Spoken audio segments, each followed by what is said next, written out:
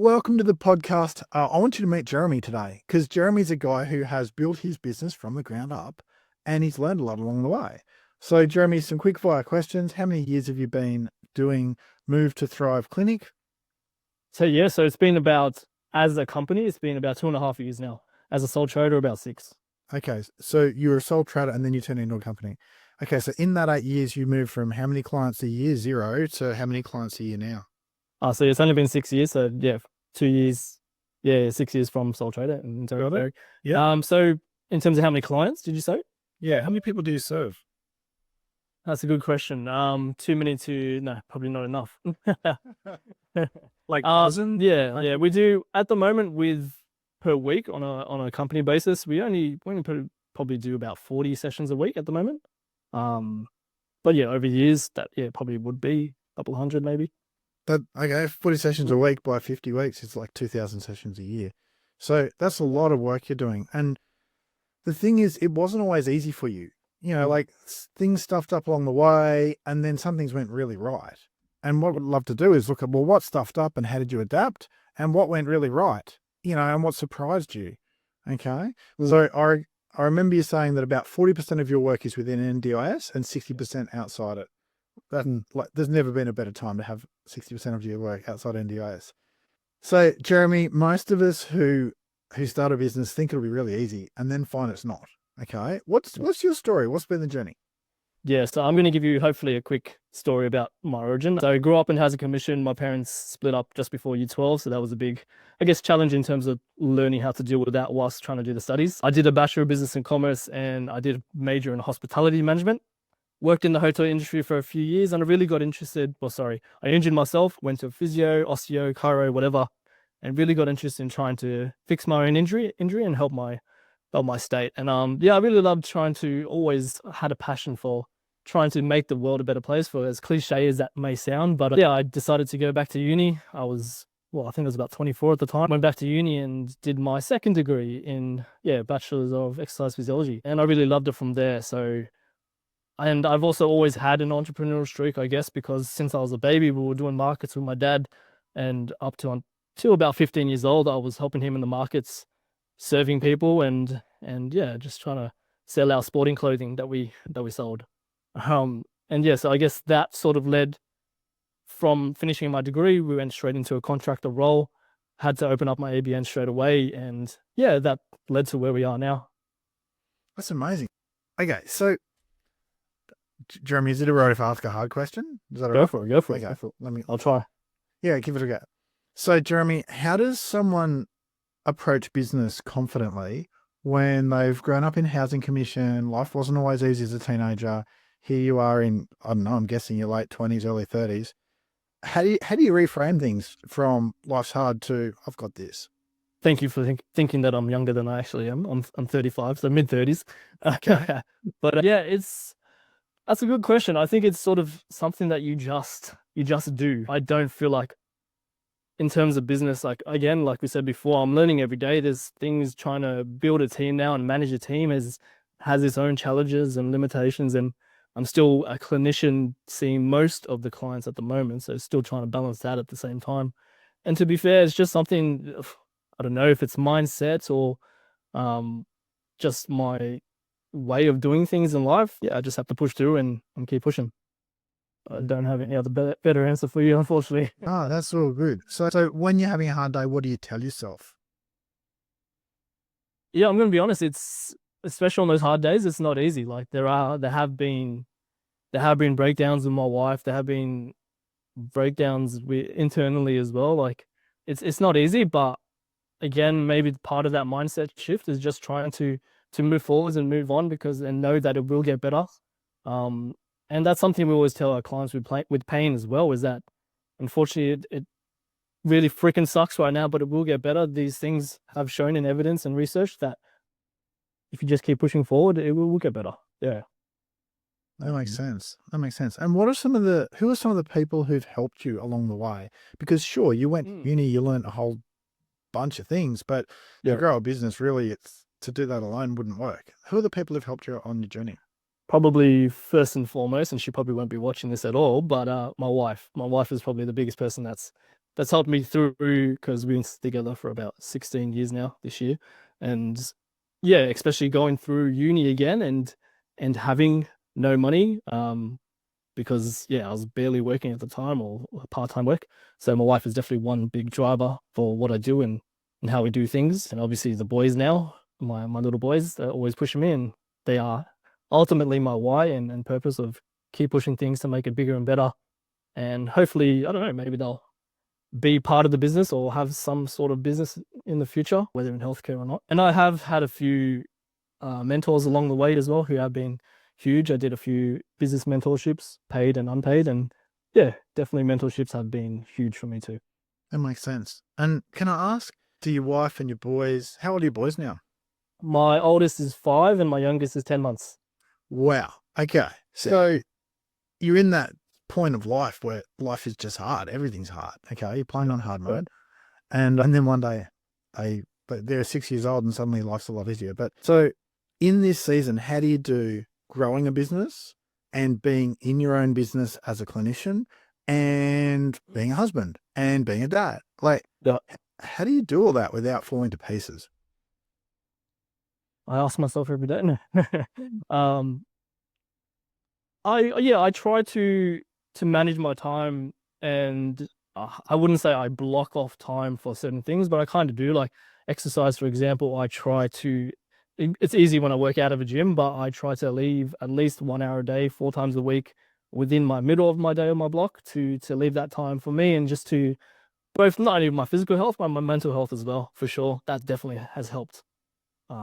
But in terms of everything else, yeah, I just try to prioritize my time blocks, try to focus on the things that need to be done. And especially like today or later tomorrow, I have to pick up my son, so I have to cancel that afternoon and pick him up. Like there's just things that you have to do and work around it. Yeah. Yeah, I get that. Okay. Sorry. I'm hearing your prioritization. It makes sense. And the way most businesses work, whether they're in allied health or anywhere else, is you start as you're the person delivering all the services, and then you bring on other staff, and then it becomes like 50-50. Half your job is building business, half of it is serving people. And then 5 years from now, the odds of you doing much face-to-face work is fairly low. It's the middle ground that's so hard for people. Yep. And a lot of people get there and go, this is too hard. I'm going to go back to being solo. You know, what would you say to those people who are in the middle ground like you are? They're still working with clients or participants, but they're also still trying to grow and build a business, manage a team, deal with their marketing, all that stuff. What would you say to them when they're like, do I just back out or do I keep going? It's funny because I was literally talking to a exercise physiology owner the other day who has a few clinicians, and he personally loves still seeing clients and that sort of thing. And he kind of fell into the business, into ownership. But for him, it was interesting that when we were talking, he was like, he loves still seeing clients and that sort of thing, and less side of the business.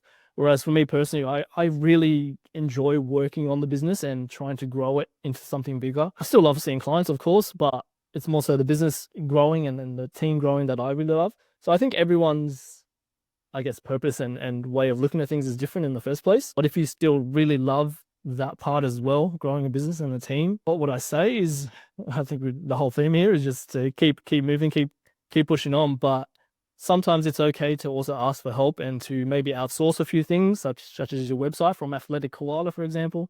Good plug. Yeah, good work. Thank you. And other things, like for example, we have a reception admin team that takes some of my calls because I hate talking to people in general in terms of phone calls, and we get so many spams. So someone takes my calls for that. Just brought on a content VA from the Philippines to hopefully see what we can build from that. So I've learned that, yeah, just sometimes passing on different things to different people can help, even if it is an initial investment, whether that's mentorship or something like the content. It can help in the future as well. Yeah, I get it. That makes sense. And here's another question that I'd like to ask for the benefit of people who are considering going into their own business, right? Say they're clinicians or they're doing something in MDIS and they're like, I'll start my own thing. It's like they all think the grass is greener. When I own my own business, I'll be able to be in control of my time. I won't have to answer to anyone. It'll all be perfect. Is the grass greener for you?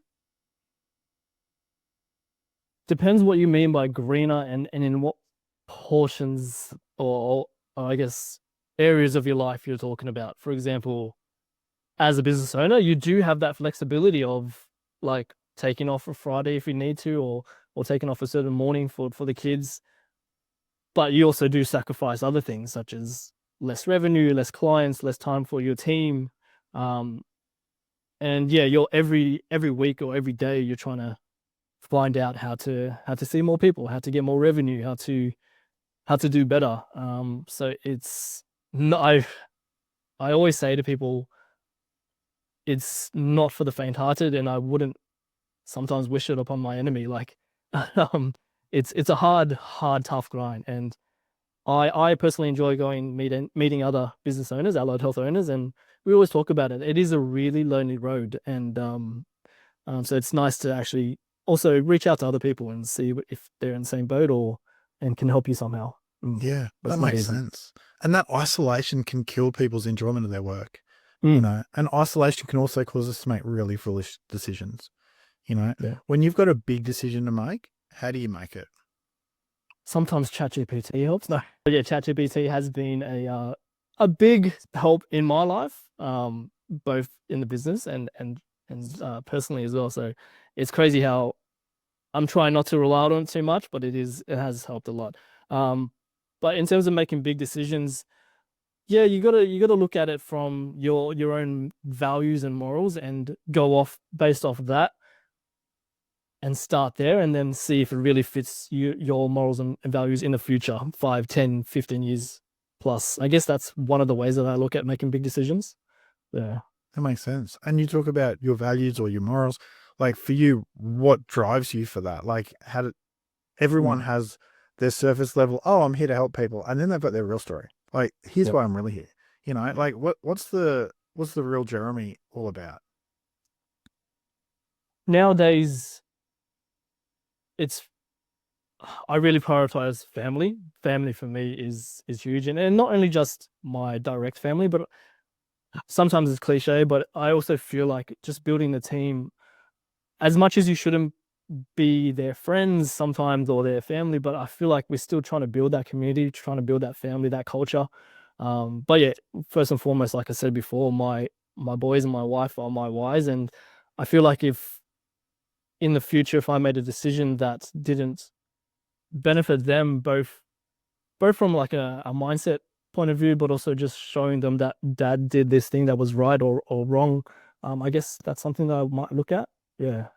Yeah, I get that. That If makes that makes heaps of sense. sense. No, stacks of sense. Because like all of us, whether we're at the top of the food chain or halfway down it, we're all trying to make sure that our work is paying for our life and that the people in our life are doing well and that we're doing okay.